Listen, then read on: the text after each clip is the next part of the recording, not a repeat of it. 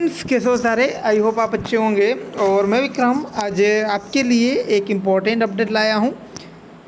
और आज का हमारा पॉइंट्स जो बायोलॉजी के बॉटनी से जुड़ा हुआ है, और ये है हमारा टॉपिक पुष्पी पादपों में लैंगिक जनन। आज हम इस टॉपिक के बारे में जो हमारे इम्पोर्टेंट पॉइंट्स हैं उनके बारे में बात करेंगे। और वीडियो को स्टार्ट करने से पहले यदि आप चैनल पर नए हो या पहली बार विजिट कर रहे हो तो चैनल को सब्सक्राइब ज़रूर कर दीजिएगा और साथ ही में बेल आइकन प्रेस कर लीजिए जिससे कि आप नई अपडेट मिस न कर पाए। एक और इम्पोर्टेंट गाइस, यदि आप इन नोट्स को पीडीएफ फॉर्मेट में लेना चाहते हो तो डिस्क्रिप्शन बॉक्स में जो व्हाट्सअप लिंक है वहां जाकर के आप हमारे व्हाट्सअप ग्रुप को ज्वाइन करिएगा, जहां पर आपको सारे पीडीएफ फॉर्मेट मिल जाएंगे। तो स्टार्ट करते हैं गाइस आज के टॉपिक पुष्पी पादपों में लैंगिक जनन। तो पहला टॉपिक बीजाणु भित्त की जो अवस्था होती है द्विगुणित होती हैं। इसके बाद युग्मोद्भिद जो होता है अगुणित होता है। पराग कोश में जो होता है लघु बीजाणु जनन होता है। पराग कोश में गाइस लघु बीजाणु जनन होता है, जबकि बीजांड में जो होता है गुरु बीजाणु होते हैं। इसके बाद पराग गणों के बाहर निकलने का मार्ग जो होता है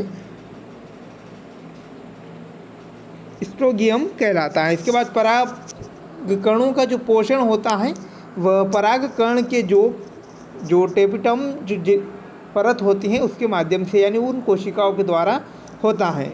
इसके बाद अंतःत्वचा में स्पाइरल स्थूलन पाया जाता है जो पराग कोश के स्फुटन में सहायता करता है।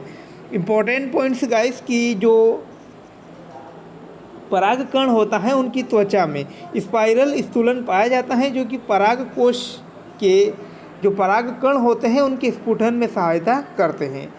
इसके बाद पराग कण जो परागण होते हैं नर युग्मोद्भिद की प्रथम कोशिकाएं होती हैं।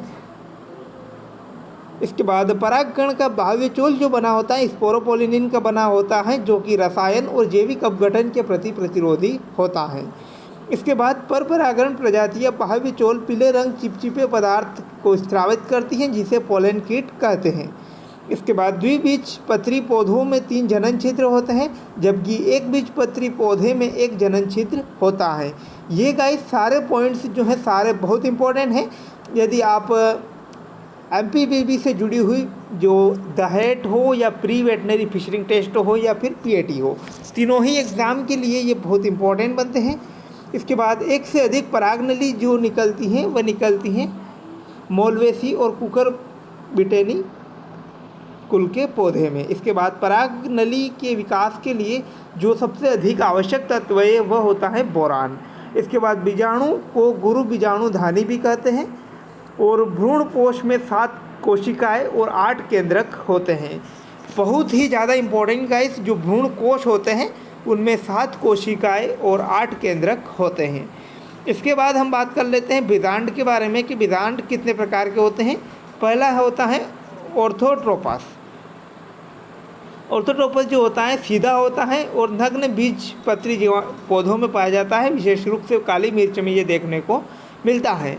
इसके बाद एनाऑर्थोट्रोपस जो उल्टा होता है और पौधों में सबसे अधिक मात्रा में ये पाया जाता है, जो कि मटर और सेब में इसको देखने को मिलता है। इसके बाद हेमी एनाट्रोपस जो कि सबसे कम पाया जाता है, ये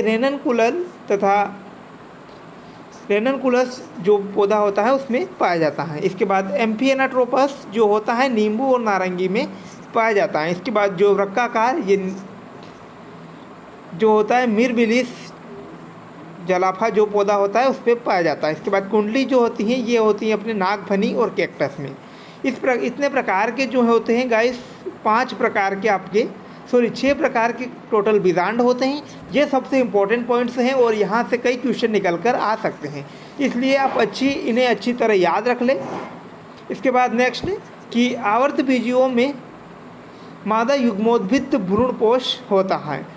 चमगादड़ द्वारा होने वाले परागकण को चिरोप्टोफेली कहते हैं।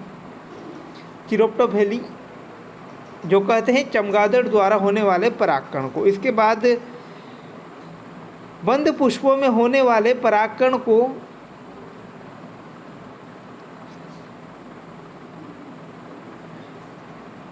इसके बाद नेक्स्ट कि वेलिस्नेरिया में जो होता है जल परागकण होता है। ये सबसे ज़्यादा इंपॉर्टेंट गाइस 12th जो बोर्ड एग्ज़ाम हुई थी 2020 में, उसमें ये क्वेश्चन पूछा गया था। वेलिस्नेरिया में जल परागण होता है। इसके बाद साल्विया में कीट परागण होता है। इसके बाद किसी विशिष्ट परागण के प्रति ही अनुराग रखना निषेक जनन कहलाता है। ये पॉइंट्स बहुत इंपॉर्टेंट। इसके बाद द्विनिषेचन की खोज जो की थी एस.जी. नवाश्चिन, ये पॉइंट्स भी बहुत इंपॉर्टेंट गाइस। इसके बाद त्रिक संलयन की बनी कोशिकाओं को भ्रूणपोष कहते हैं। इसके बाद फल की बाहरी भित्ति को फल भित्ति कहते हैं। भ्रूणपोष 3 प्रकार के होते हैं।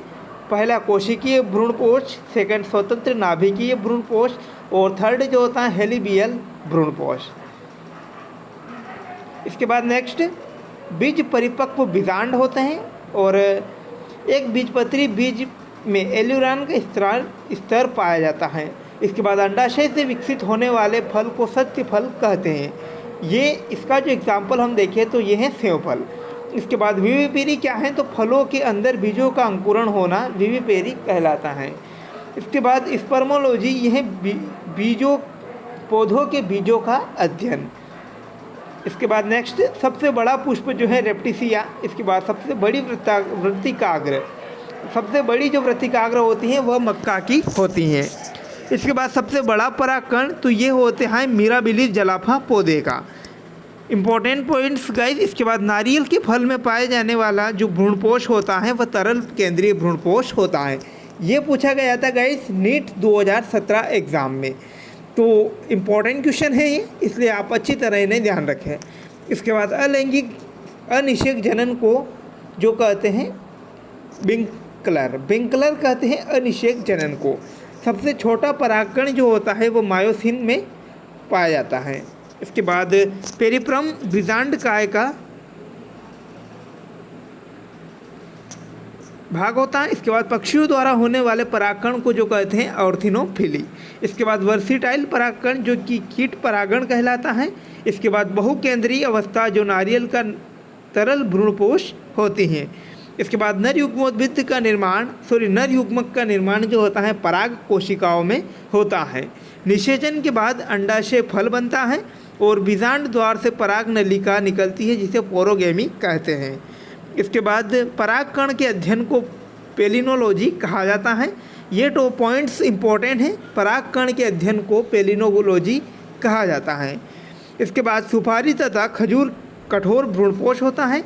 इसके बाद जलकुंभी एवं वाटर लिली कीट या वायु परागित होते हैं। द्विनिषेचन मुख्य रूप से आवर्त बीजी पौधों में पाए जाते हैं और वर्टिलाइटल परागकोश जो होते हैं कीट परागण होता है। तो आई होप गाइस आपको जो सारे इंपॉर्टेंट पॉइंट्स समझ में आए होंगे और ये आपके जब आप रिवीजन करने बैठते हो तो तब के लिए बहुत इंपॉर्टेंट है। और साथ ही में यदि आप इन्हें PDF फॉर्मेट में लेना चाहते हो तो डिस्क्रिप्शन बॉक्स में जो लिंक है वहाँ से जाकर के आप क्लिक करिए, सीधे आप व्हाट्सएप ग्रुप ज्वाइन करिए, वहाँ पर आपको सभी प्रकार की PDF मिल जाएंगी। थैंक्स फॉर वॉचिंग गाइस, मिलते हैं नई अपडेट के साथ, तब तक धन्यवाद।